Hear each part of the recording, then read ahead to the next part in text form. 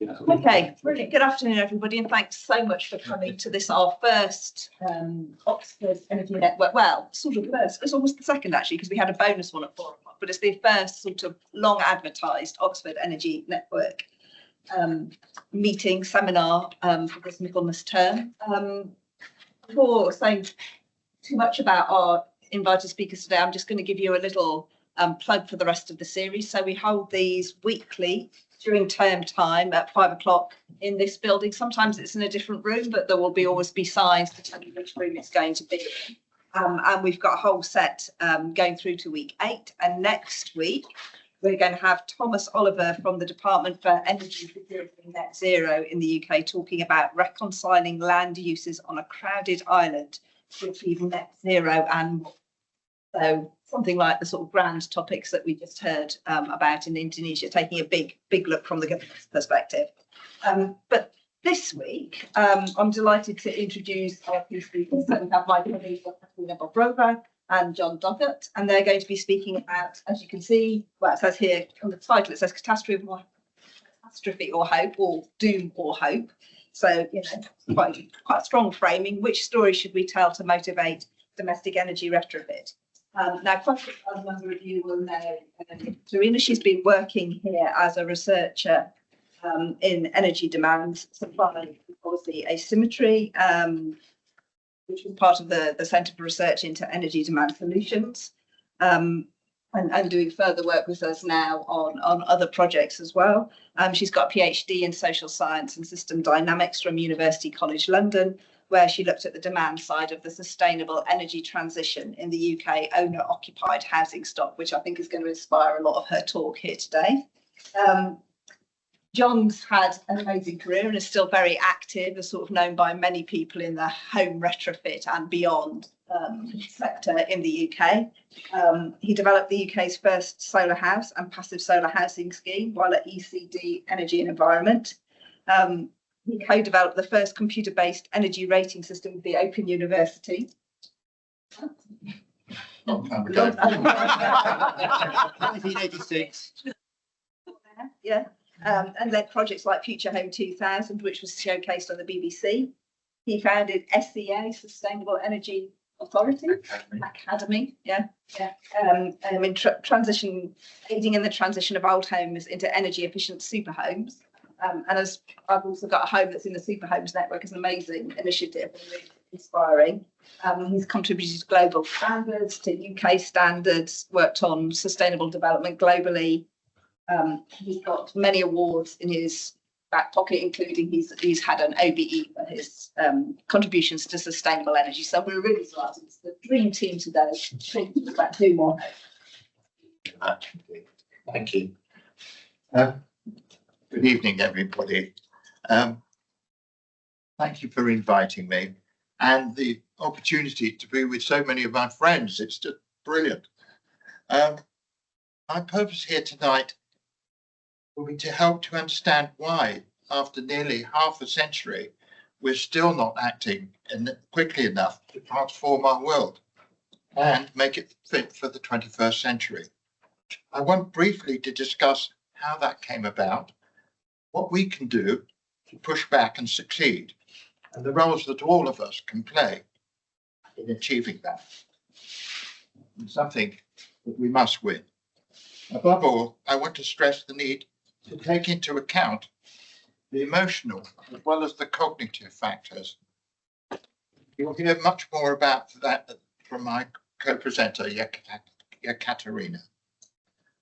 Okay, I'll just take you through a few slides. I want to take you back now 40 years at a moment when it all seemed to be so promising. We're in the new city of Milton Keynes, where a startling group of houses of the future are being exhibited. Amongst them is this one, the Future Home House. It promised high comfort, low fuel bills, maximise the use of solar energy, and it had to be practicable and affordable. And monitoring showed that it exceeded all these goals and more, saving 2/3 of the energy of a normally built house, was rated highly comfortable by all 6 owners, and even future-proof with a home office and all-electric vehicle. So we had the whole lot in there. It was accepted by planners and builders alike, and it was widely shown on primetime television. And the result? Success, but very little public take-up. What on earth was that? So I now want to go fast forward 40 years. We're now in the middle of the COVID pandemic, and as part of the COP26 youth programme, I spoke about the climate challenges facing youth. The main conclusion was not that we didn't have a technical problem, but we did have three battles to be won: belief, truth, and urgency. Belief, because without it, we were prioritising many less urgent things. Truth, because the evidence was now clear that the fossil fuel industry was spending literally billions on lying about climate change. And urgency, because we have so little time. So we started to look about changing the metrics that we talked about. 3 years ago, it became clear that scientific language was not compatible with the everyday language used by the vast majority of the population. For example, scientists describe the failure in terms of 1.5 degrees higher temperature, when most of the richer world actually would like secretly love it to be a bit warmer. And is that going to help telling people that, to do something that they secretly felt, oh, it'd be rather nice if it was warmer? Is that a language that they understood? So we decided to have another go and to do it in mortality rates, which were used the metrics that we developed during COVID, when we dropped the taboo about talking about death and started talking about the death rates. You'll see here that the highest death rates are the future ones, which is 300 times worse than for COVID, which is down at the bottom here. That was what the future is going to be. And in practical terms, as we're sitting here, a good future would be, if there's three of you sitting there, one person either side, one of you three is gone. In a bad one, the whole row in this room would go. Okay, that's the sort of numbers that we're talking about here. Yeah, that's nice and shocking, isn't it? But that didn't seem to change the people's reactions at all. Typically, they just look blank, start to think of something else. People cannot or do not want to face doom. So if we're going to succeed, something else is needed. Come back to that in a moment. Take you through the mousetrap thesis now. This is what our basic science seems to be the main thing to do, which is to create a thesis, prove it, and publish it. And that's it. We've done our job. It's known as mousetrap thesis. It was for some time. You build a better mousetrap and the world will beat a path to your door. The idea is, by having the thesis, everybody's come and take it up. But then we realise that if you wish to communicate with others, that thesis is not good enough. You have to communicate in a way and in a language that most people understand and resonate with. And it turns out there are 20 people who remember a story and believe it 22 times more than any other form of communication. So if we want to persuade most people, we'll be far more successful using stories. But then there is the question, what makes a good story? Now it turns out, astonishingly, there are only 7 basic stories in the world. Out of all those thousands ones told all the millennia, there's just 7 basic stories. And those ones there. I found it quite astonishing when I found that out.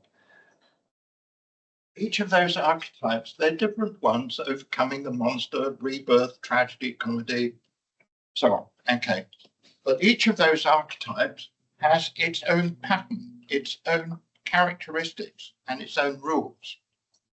And people get very upset if these aspects are missing, if one of those aspects are missing. It appears that in some sense these stories are wired into our DNA. Certainly, they are wired into our body chemistry, which reacts when a story resonates with it. There are chemical hormones in your body that react too. Now, story templates include comedy, rags and riches, voyage and return, as well as tragedy. Others, which may be important and appropriate to the use for us as a conduit for carrying our message, are the quest, see there, rebirth, and overcoming the monster.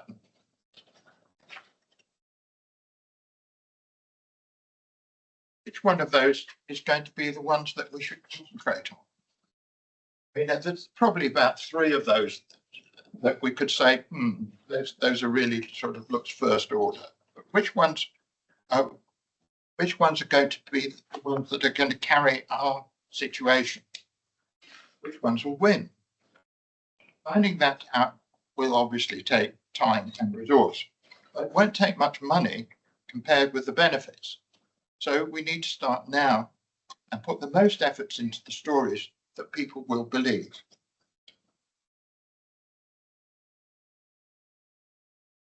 So what's the most promising story channels? Let's look at one of them, that of overcoming the monster. It shows many of the required elements that we need to have in any monster story. It works. We've got, first of all, the fear, the villain itself. This is the COVID one, obviously. Can't actually see it, but it's become clearly was the villain, and it was getting rid of that was being needed. But we have other things too. We have the trajectory of the story, of fear, of it going down into doom, and then accelerating back out again into a better life, a better world. And that shape is very important. I'll come to it in a moment. There are other characters here. There is magician, who brings that special element that will make your scheme work when the other has failed in the past. You have an advisor here, advisor friend, who advises the hero. The hero has a clear target to go towards, knows what winning is. There are obstacles to overcome, very important in these stories. And when it's succeeded, there's a pot of money or treasure of something that can bring back to the community that he was in. So that is some of the factors that you need to have in this particular story.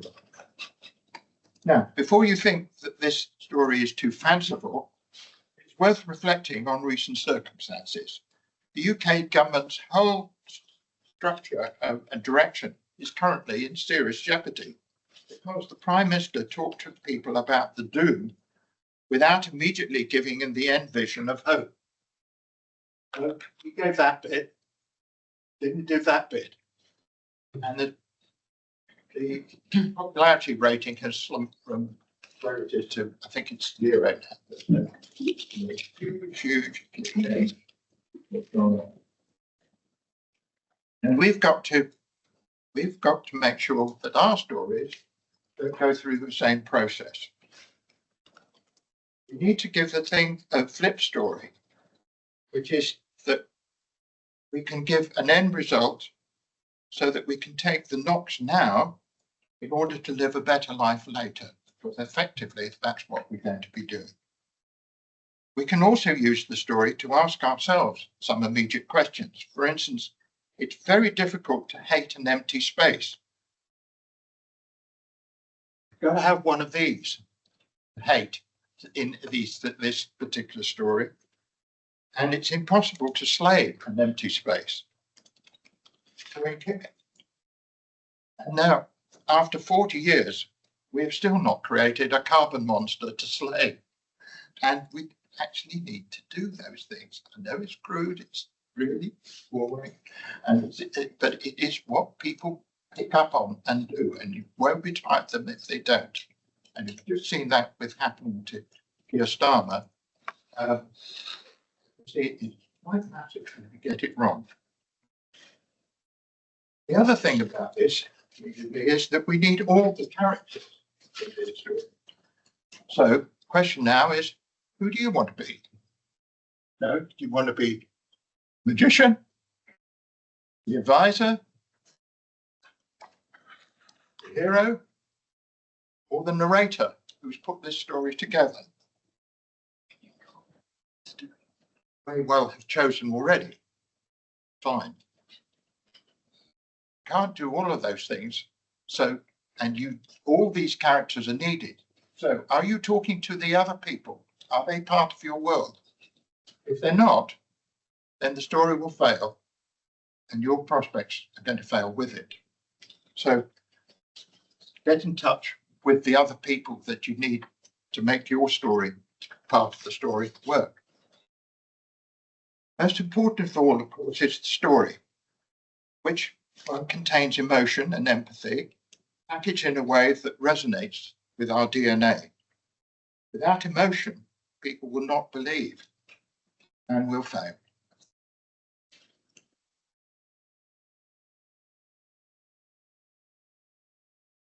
Now, where are we at the moment? Fortunately, we're not alone. There is a growing number of people out there populating the roles of narrators and advisors. For example, Solitaire Townsend at Futera has been analysing story channels of sustainability and hope. For example, Story of Doom, as typified by Frankenstein, which is the one that we've all been affecting us, is the one that we need to deal with, because the story goes that because we didn't listen to the wise advisors, she was on the previous sphere, we brought down the doom on ourselves and we deserve our fate. But of course, that's not good enough. We've got to get out of it, haven't we? So this familiar story is sorted out with the flip of the story, which is doom with hope. The flip stories have been analysed here, and 3 themes are touched on. The first one, youth mutiny. It's Greta and the world of oil and just stop oil. That's one direction that we could be going in. We have the Iron Man effect. That's Elon Musk coming along with a great idea that will save the world, and in one and very unlikely bound, we can be free. And that's been played out in its ways as well. You know, the great this, the great that, it solve all our problems. And Eat, Pray, Love. That we can change the world with a global awakening and a new lifestyle. Then we can see those in various themes that within that. And I just want to concentrate on the modern family. That's the idea that you can normalize this into the new sustainable activity with laughter, sacrifice, and reward. So you'll hear much more about that shortly from Yekatherina. And it shows, though, that both doom is needed, but also hope. And we have a story not either or. You need both in that story. Okay. That's a very, very quick go through what is going on tonight. I just put up there some people, the thinking and stories that this talk has relied on, and I've only just put it up there so that later on, if you want to read the stuff of the list, you can pick up on those themes. I think the thing is that there's quite a lot of stuff going on, but we need a heck a lot more before we're tackling this in a serious and comprehensive way. And that I'm sort of thinking that maybe this room is going to be where some of those answers come from. Okay, thank you very much indeed. And Yekatherina will take it story further. Thank you.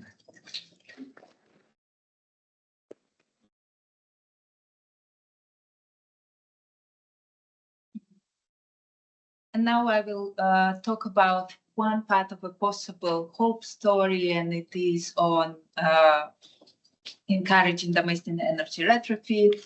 That part of the talk is called Home for the Future, and I have worked on it from my PhD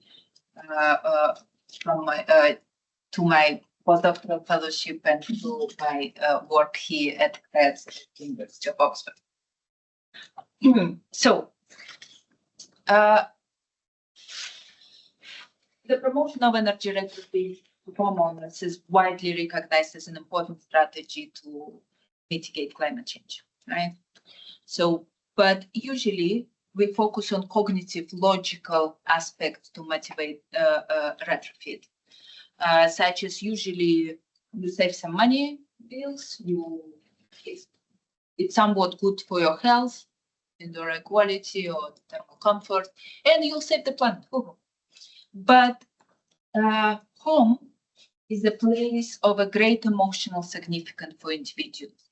And it has been suggested that to appeal to the person as a homeowner, you need to appeal to the whole spectrum of reasoning, both logical and emotional. So what about emotional aspects of the home? So that was the starting point for me. So I went to the literature on home meanings, and as you can imagine, literature is vast. There is no concrete definition of home, and it couldn't be possible because home it is something that could be different for different people at different points of time, or even for the same individual at different point of their time. So what I did is went through the literature and got the themes of what home is and grouped them in 5 themes and created a home meanings framework. So very quickly about the home meanings framework. So we have that theme was social and psychological attributes of home, such as feeling of control, feeling of safety, belonging, continuity, and stuff like that. Then I used a conceptual binding for that from developmental psychology concept of переживание, which is translated best to English emotional experience. Those experiences do not happen in our mind. You need both the environment but also to act upon for such experiences to happen. So what are the activities? Recurring activities, everyday activities, seasonal activities such as Christmas, temporary activities such as formative experiences, but also could be one-off activities such as retrofit, making a house a home. Environment, I divided in 3 immediate elements: physical, special elements such as house, neighborhood, homeland, safe and social elements such as individual, family, friends, community, financial elements such as tenure, financial assets. So those are already 3 aspects. Another 2 is an understanding of home as being created both simultaneously in its ideal and real way. Time, temporal dimension is important. Home could be something a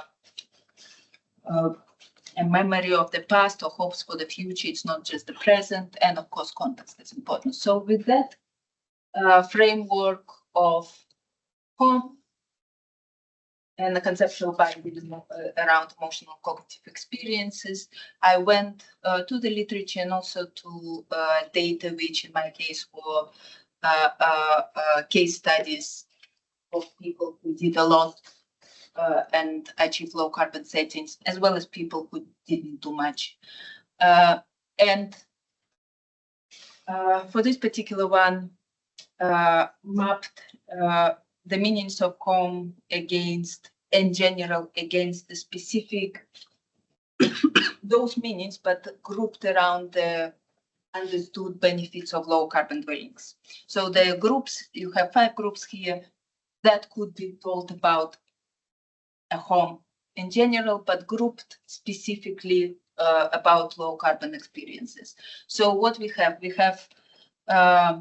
control over one environment that is crucial for all other experiences to arise, and that is possibly also explanation of why some experiences do not arise or are prevented, like in people that or feel that they lost the control of the environment. And then you have those 3 major ones. So, as I said,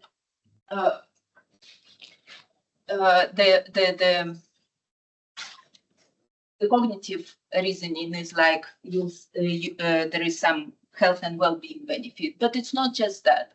It is you can expand that reasoning to say it is a place where home is a place to be happy in one's life, and low carbon dwelling provide a better setting if it works fine. To control the environment, and thus a better setting to control our thermal comfort, acoustic qualities, indoor air quality, and stuff like that, and thus a better platform to achieve what we all strive to achieve in our homes, happiness. What it is, it's up for an individual reading quietly in the corner or entertaining guests, but it is a platform. A low carbon dwelling provides a platform for it. Can we communicate this idea? Now, we can save climate, cognitive reason, but it's not just saving the climate.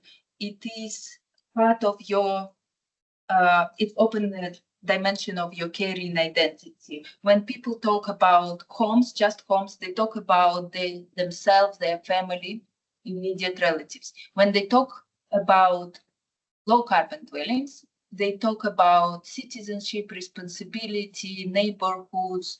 They talk, it's an identity of wider social responsibility. Can we tap on that? Can we reach to that identity to try to motivate people to retrofit? And finally, logically, you can save some money. Yes, sure. But it's also what emotionally does it. You are saying you could be future resilience. Yes, financial resilience, you know, about against the volatility of energy prices, but also policy resilience, because eventually, you know, gas will be discontinued, and thus you have to remove your boiler. You better do it now rather than the last minute. Of course, climate resilience. Yeah, and if those happens, all right, if those all happens, they contribute to a feeling of full integration between the individual and the environment. So happiness manifests in feeling of comfort, joy, identity in the feelings of belonging, continuity, and resilience in the feeling of safety and security. And here are some quotes from the interviews, which are always nice to read to get some grounding of the conceptualization. So control. Overheating is always a shading problem. The way you control it, you have more shades in the day, you open it at night. That's how you keep it cold. You can see the monitoring data. We went up to 30 degrees. Because we wanted it, but then I had enough, so I closed it and opened it in the night. It didn't warm that much anymore, so it's really up to me. To be honest, I really love it. I really, really love it. So that's what the passive house is. You can control. So happiness in everyday life. When it comes to energy efficiency, which I don't think many people understand that it's also part of feeling cozy, that you have good air in the morning, you don't have droughts, you have constant 20-22 degree. It's quiet. I think it's part of feeling cozy for me at least. So caring identity, one of the interviews was like, it's future, secure. It's all about the future. That's how we see it. We don't do this for us. We are not doing this for ourselves, to be honest, because in my lifetime, what I'm doing now has no impact on my lifetime. It's all about the future. Future resilience. I like the idea of being self-sufficient. The fact that I got solar panels helped me feel that. And another you who had a configuration of on-site heating technologies, quite big configuration, was like, even on the coldest winter day, we know we can heat the house with a power cut for 3 days in snow. Not that it's going to happen to that particular person ever, but it builds towards their feeling of self-sufficiency. So, and the full integration, joy, happiness, it's like the best house I ever lived in the environment, life, belonging and community. I put my stamp on it. I have certainly not built it, but I have to a certain extent created it. Safety and security. Economic security in the future. Certain things are guaranteed that you're going to have to pay for no matter where you're in life, from council tax to energy bills and utilities. And as you get to fixed income, you get older, these people retire. It's nice to mitigate some of these costs. So what then I did from those 5 things, I put a heuristic together. So if you remember the coloring, the 3 things in the middle, those are the 3 things in the heuristic, which I called Home for the Common Future, and separated for visual purposes emotional and cognitive aspects here.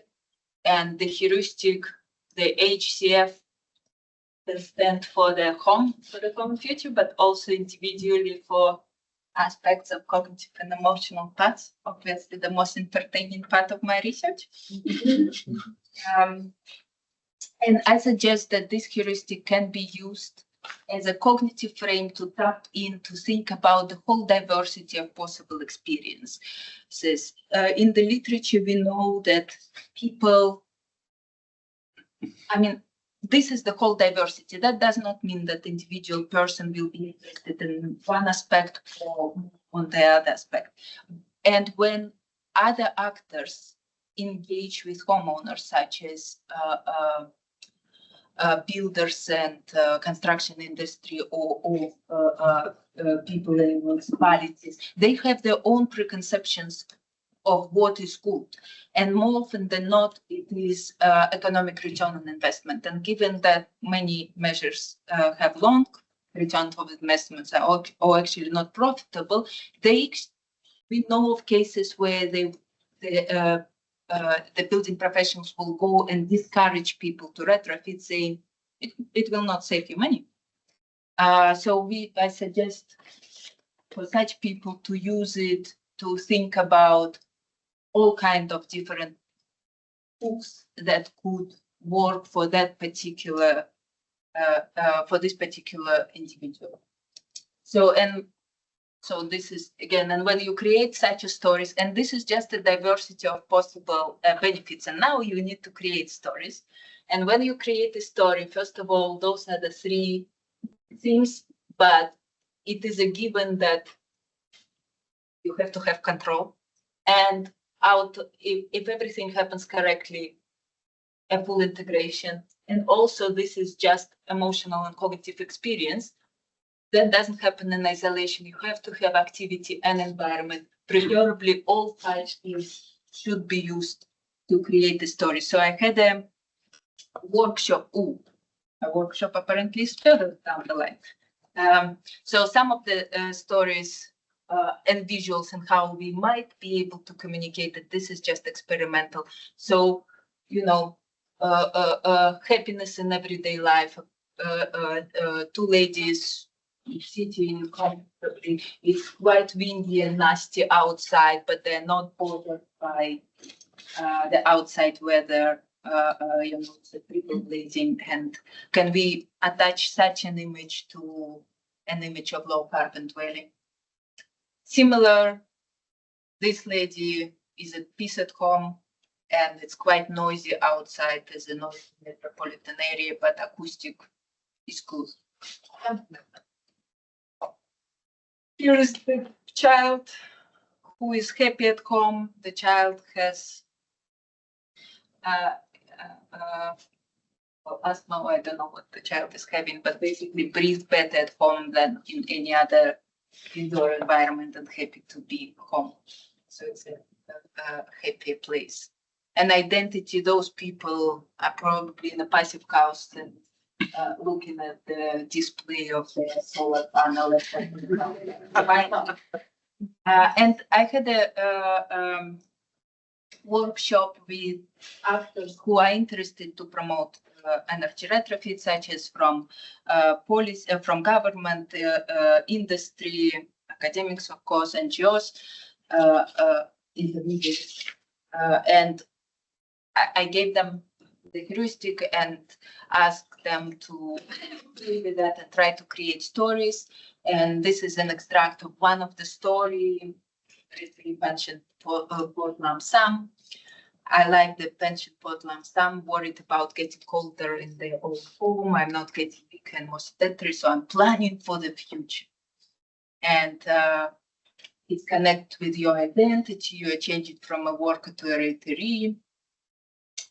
And you capture an idea of change and what positive things you get as a result of that change. And lower running cost, the future problem, scared of having on living on a low budget. So you are going greener, you are more related to the future, because also the house that is not going to be obsolete. You don't have difficult new practices to learn. I did ask feedback, and they did found the concept of переживание, which is emotional cognitive experience, quite interesting and rewarding and stimulating to think around while creating new stories. It's also a concept that is existing in psychological development literature, but has not yet been used in energy research. So maybe just a new concept that might find some use in this area. So generally, to sum up, I suggest we have a common frame of reference. We talk about diversity of benefits, and that frame of reference, I suggest a heuristic of common future, cognitive emotional reasonings, and homeowners and those cognitive reasons and emotional reasonings. I have an open access paper and a blog about that. And future steps for those particular one, unfortunately, the stories are not yet created. So how, based on understanding the diversity of possible benefits, the way how homeowners understand them, how do we create the stories? Can we use the idea of a modern family, as John suggested, to talk about normalization of sustainability? Can we use visuals? If you know, some of you, Danish concept of hygge, that is a concept of visual concept of being basically comfortable in one's home. Can we attach such visual to low carbon dwellings? Then my particular research, more diverse set of group and context could be explored. My research was UK based, and the homeowners literature is heavily based on opinions of white males in Western world. That could be expanded. So how do we promote? I'm not sure. This is the suggestion. Maybe we, this is a diversity, but for different audiences, different aspects would appeal. Maybe market segmentation by household life cycle stages. I took it from this paper. And this is the stages at which retrofit activities are more likely to occur because of the lifestyle changes. Young household, young with children, household with teenage children, and empty nester household. Maybe think about those particular segments of the market to think about the story. And of course, I focused heavily on positive experiences. That's not to say that that's the only possible experiences, and negative experiences with low carbon dwellings also are possible. Some people were saying about low carbon dwellings, small windows, lack of beauty, all the purpleness, ironed out of the house, devoid of personality, devoid of beauty. So how do we make sure such experiences, how do we work that that's not going to be the association? How do we proceed with that? And I have started actually disseminating that work of mine from spring actually, and we already have some impact. And those impact, two people here, they are both in the audience, I hope, Tam Landels and Laura.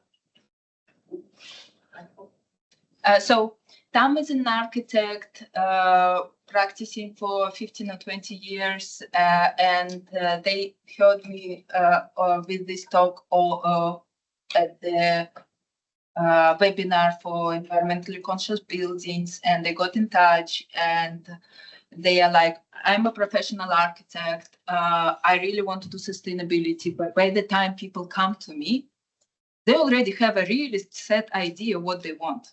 It's really already late to convince them to do something significant. And they were like, I want to do the consultancy to shape their priorities before they come to me as an architect. And they applied for Creative Catalysis Challenge Fund from Creative England, 25K. And last Friday told me that they got it.